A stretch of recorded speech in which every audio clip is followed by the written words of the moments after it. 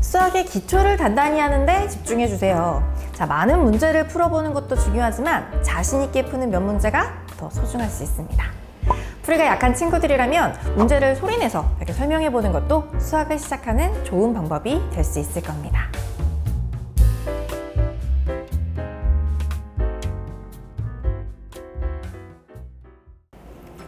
수학의 개념, 까다로운 유형, 즐겁게 적자. 저는 EBS 강남인강에서 숟가락 수학으로 강의하고 있는 전미정 선생님입니다. 교육방송이나 교육 온라인을 통해서 오랜 강의를 하면서 우리 친구들에게 꼭 필요한 수학학습서를 준비하고 싶었습니다. 그런데 이렇게 폼수학 문제집을 통해서 만나게 돼서 더 반가울 것 같네요. 선생님이 손으로 이렇게 도형을 하나 만들어 볼게요. 이게 무슨 도형인지 알고 계시죠?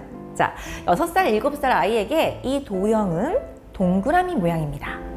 동그라미는 초등과정에 가면 원이라는 이름이 생기게 되고 둘레의 길이와 넓이를 구하면서 중학과정에서는 잘라서 또 새로운 도형인 부채꼴이나 활꼴을 만들 수도 있습니다. 뿐만 아니라 이 원에 선분들을 이렇게 그어서요, 선분의 길이나 각의 크기를 구하기도 하죠. 동그라미는 단순하게 도형에서 그치지만은 않습니다. 고등과정에 가면 원의 방정식을 세우기도 하죠. 처음부터 원이 어려웠던 것은 아닙니다. 동그라미에서 시작한다면 수학은 놀이도, 일상도 될 수 있는 멋진 학문입니다. 사실 다를 것은 없습니다. 자, 우리 큰 그림에서 이렇게 본다면 배우는 것은 수, 시, 도형이 주가 되겠죠. 단지 확장의 속도가 조금 다를 수는 있는데요. 초등수학은 좀 배우는 것을 제시해 준다라고 하면은 중학수학에서는 배우는 것을 응용, 활용해서 유형을 또 만들고 문제를 해결해야 합니다. 그래서 학습의 연습이 좀 더해져야 하는 시기라는 점을 좀 기억해 주시면 좋을 것 같아요.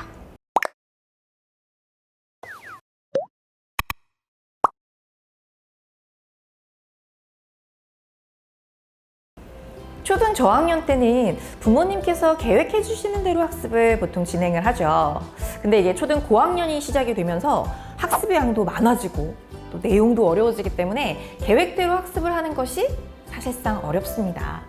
그런데 이제 중학교에 가면요, 부모님께서 학습을 계획해 주시기 더 어려워지는 환경이 만들어지다 보니까 솔직히 사교육의 힘을 빌리게 되는 것이 사실입니다. 부모님께서 학습을 지도하시기에 수학의 개념이 또 넓어지고 난이도도 깊이 있어지다 보니까 방향성을 제시하기가 어려워지죠. 또 아이의 현실적인 학습 능력에 따른 계획도 쉽지가 않고요.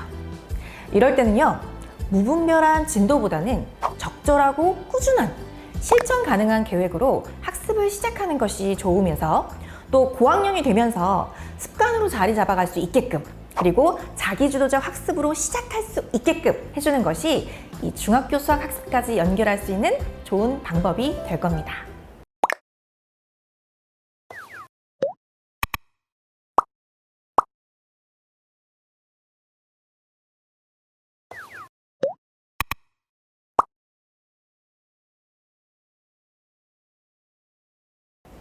초등학교 저학년 때 수학은요, 좀 익숙하고 빠르게 학습할 수 있도록 연산 위주의 연습을 많이 하다가 또 이제 초등학교 고학년이 될수록 많은 개념과 유형들이 생기기 때문에 이 학습의 방향에 고민이 좀 많으실 겁니다.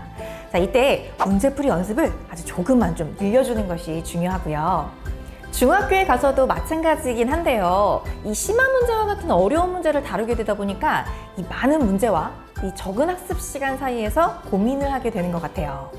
이때 문제도 수준에 맞는 문제를 선택해서 푸는 것이 중요하고요. 무조건 문제를 막 푸는 것이 아니라 어떤 개념과 유형에서 만들어진 문제인지를 확인하고 접근하는 것이 이 수학 문제의 풀이의 길이 되어주기도 합니다.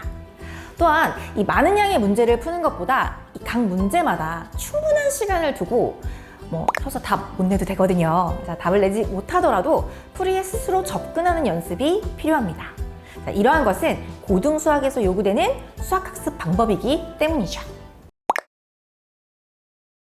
적절한 선행과 꼼꼼한 현행학습은 분명 큰 도움이 됩니다. 하지만 선행, 현행학습에 어려움이 생기고 결과가 만족스럽지 못하다라고 하면요, 후행학습을 반드시 되돌아보세요. 이미 배운 것과 또 지금 알고 있는 것, 그리고 선행 내용과 어떻게 연결되는지 흐름을 알게 되는 중요한 순간이 될 것이며 또 부족했던 구멍을 메꾸고 갈 수 있는 기회가 될 수 있을 겁니다.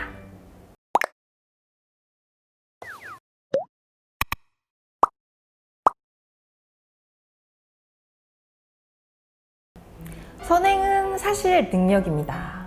이 무분별한 선행학습은 포화 상태를 만들어서 도움이 되지 않을 수 있으나 선행한 내용을 이해할 수 있고 또 적용할 수 있다면 적절한 선행이 될 수 있습니다.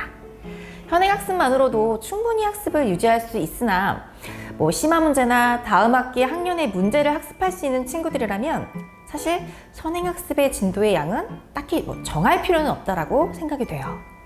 보통은 이제 한 학기에서 한 학년 정도의 선행학습이 이 현행학습에 도움이 되기는 하고요. 현행학습을 게을리한다면 솔직히 선행은 의미가 없습니다. 선행은 현행 내용과 어떻게 연결되어 확장되어 가는지를 알 수 있는 기회이면서 조금 쉽게 이해하는 방법으로 활용해야 되겠죠. 수학은 자신감입니다. 나는 못한다고 생각하는 순간 하고 싶지도 않고 또 해도 적극적이지 않다 보니까 금방 수포자가 되는 겁니다.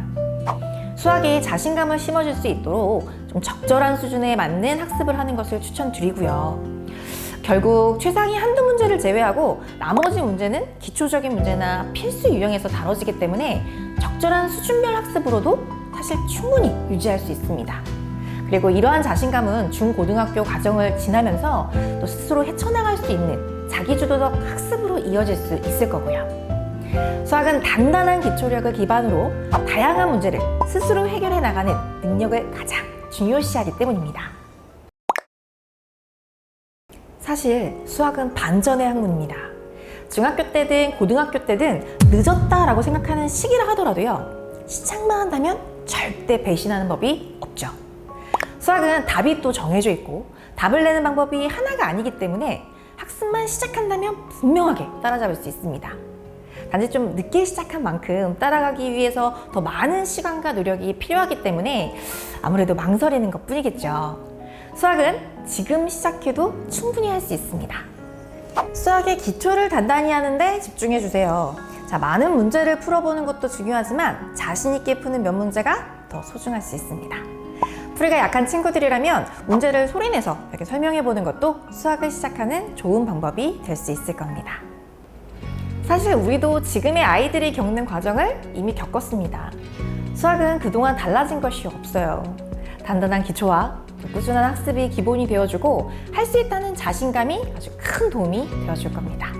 결과에 연연하기보다는 과정을 또 응원해 주신다면 중고등학생이 되었을 때 스스로의 길을 결정하는 큰 힘이 되어줄 겁니다. 그럼 저는 앞으로도 뽐 시리즈와 좋은 강의로 만날 것을 약속드리도록 하겠습니다. 감사합니다.